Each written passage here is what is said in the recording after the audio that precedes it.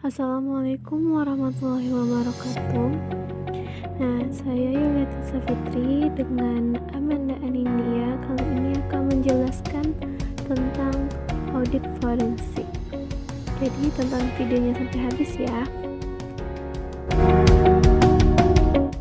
Apa itu audit forensik? Audit artinya tindakan untuk membandingkan kesesuaian antara kondisi dan kriteria. Sementara forensik adalah segala hal yang bisa diperdebatkan di muka hukum. Nah, kesimpulannya audit forensik adalah tindakan menganalisa dan membandingkan antara kondisi di lapangan dengan kriteria untuk menghasilkan informasi atau bukti kuantitatif yang bisa digunakan di muka pengadilan. Selanjutnya, kenapa diperlukan audit forensik? Audit forensik diperlukan untuk memberantas fraud yang mampu menghancurkan pemerintah, bisnis, pendidikan, dan departemen maupun sektor lainnya. Selanjutnya, ruang lingkup audit forensik. Sebelumnya sudah kita jelaskan bahwasanya audit forensik tersebut bertujuan untuk memberantas fraud. Nah, dari tujuan tersebut dapat kita tarik satu kata untuk lingkup audit forensik, yaitu spesifik. Maksud spesifik di sini yaitu audit forensik lebih berfokus pada suatu kejadian yang telah diindikasi adanya fraud, berbeda dengan audit keuangan, di mana lingkup audit keuangan terletak pada laporan keuangan secara umum.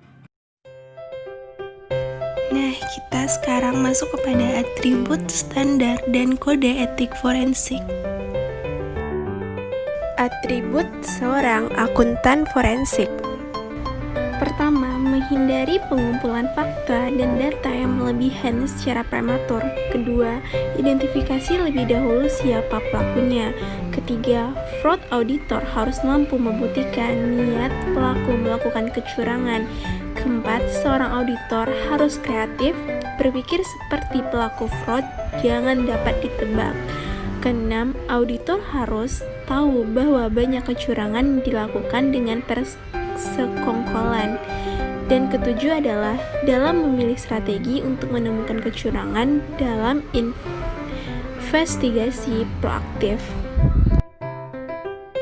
Selanjutnya, standar audit investigatif. 1.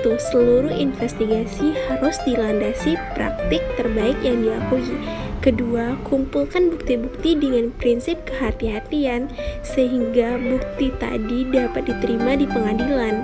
Ketiga, pastikan bahwa seluruh dokumentasi dalam keadaan aman, terlindungi, dan diindeks dan di jejak audit tersedia. Keempat, pastikan bahwa para investigator mengerti hak-hak asasi pegawai dan senantiasa menghormatinya. Kelima, beban pembuktian ada pada yang menduga pegawainya melakukan kecurangan.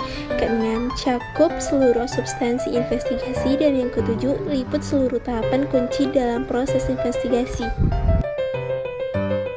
Selanjutnya, kode etik forensik. Kode etik ini berisi nilai-nilai luhur yang amat penting bagi eksistensi profesi. Profesi bisa eksis karena ada integritas atau sikap jujur, rasa hormat dan kehormatan, dan nilai-nilai luhur lainnya yang menciptakan rasa percaya diri pengguna dan stakeholders lainnya. Di sini ada 5 kode etik akuntan forensik. Yang pertama, tanggung jawab profesi. Dalam melaksanakan tanggung jawabnya sebagai profesional, setiap anggota harus senantiasa menggunakan pertimbangan moral dan profesional dalam melakukan setiap kegiatan.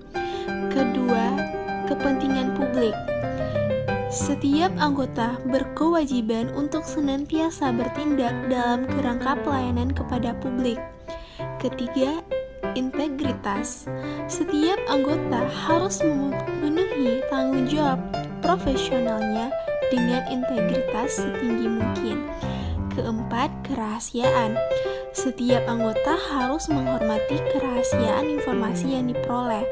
Dan yang kelima adalah standar teknis.